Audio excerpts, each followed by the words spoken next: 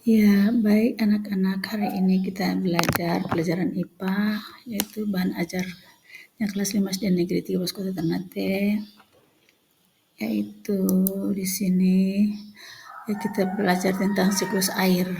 Ya, kita belajar tentang siklus air. Di sini proses siklus air menyebabkan air bergerak meninggalkan tanah.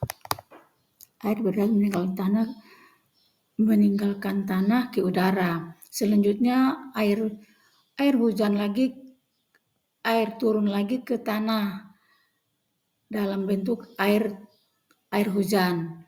Nah, air yang turun ke tanah ini ada yang masuk ke sungai. Aliran air di sungai ini akan berkumpul kembali di laut. Selain masuk ke sungai dan mengalir ke laut, ada juga air yang tergenang membentuk danau. Ya, jadi air yang turun ke tanah ada yang masuk dan bergerak ke dalam tanah melalui celah-celah dan pori-pori tanah serta batuan.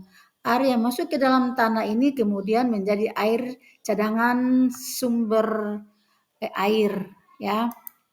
Nah, di sini saat ini hutan banyak yang gundul akibat penebangan liar. Selain penebangan hutan dapat merusak akibat pembakaran. Pepohonan di hutan ditebang atau dibakar dengan alasan tertentu, seperti untuk membuka lahan pertanian, perumahan, atau industri. Kegiatan-kegiatan ini dapat mengurangi kemampuan tanah dalam menyimpan air. Akibatnya pada saat hujan terjadi banyak dan pada saat kemarau banyak daerah mengalami kekeringan. Pembangunan jalan yang menggunakan aspal atau beton dapat mengalami meresapnya air hujan ke dalam tanah. Meresapnya air hujan ke dalam tanah. Akibatnya pada saat hujan air tidak dapat menyerap dalam tanah. Hal ini menyebabkan terjadinya banjir dan air menggenangi jalan-jalan. Ya, jelas air tidak masuk dalam tanah ya, karena dia hanya di atas aspal, di atas tanah, jadi dia tidak masuk ke dalam tanah, dia tidak meresap. Nah, apa akibatnya jika daerah resapan air semakin berkurang? Apakah daerah resapan air semakin berkurang, cadangan air di bumi ini semakin menipis. Hal ini dapat mengakibatkan sungai-sungai dan danau menjadi kering. Keringnya sungai dan danau menyebabkan proses penguapan semakin menipis.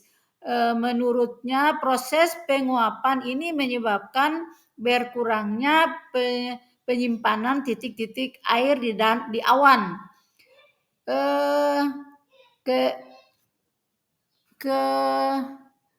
Keadaan ini tentu mengurangi terjadinya hujan, ya. Nah, akan mengalami terjadinya. Nah, bagaimana urutan peristiwa yang terjadi tadi yang Ibu baca?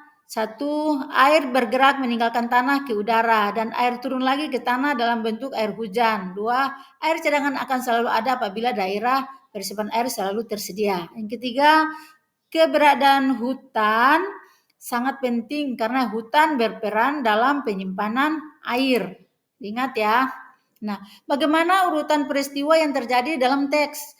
Air bergerak meninggalkan tanah ke udara dan air turun lagi ke tanah dalam bentuk air hujan. Air cadangan akan selalu ada apabila daerah peresapan air selalu tersedia. Nah, proses terjadinya air tanah, ya, air bergerak meninggalkan tanah ke udara. Jadi air dia bergerak meninggalkan tanah, dia naik ke udara, ya, melalui proses penguapan. Ya, di sini ada gambarnya melalui proses penguapan. Selanjutnya air turun lagi ke tanah, jadi dia naik ke atas lalu dia turun lagi ke tanah dalam bentuk air hujan. Jadi hujan. Tadi dia menguap air laut, dia menguap naik ke atas jadi awan. Jadi awan jadi hujan, ya, hujan dia turun ke bumi. Air yang turun ke tanah ada yang masuk dan bergerak ke dalam tanah. Jadi air itu ada yang masuk ke dalam tanah. Ya, dia ada yang masuk dalam tanah, ada juga tidak masuk dalam tanah, dia langsung ke laut, ya.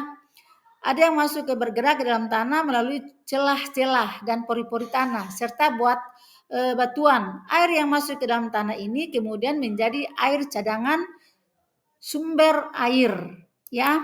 Nah, contohnya seperti ini, kekeringan ya. Kalau kita mengalami kekeringan tentu kita tentu kita punya tanah dia kering ya karena tidak ada air. Nah, seperti itu ya anak-anak. Nah, sekian dan terima kasih.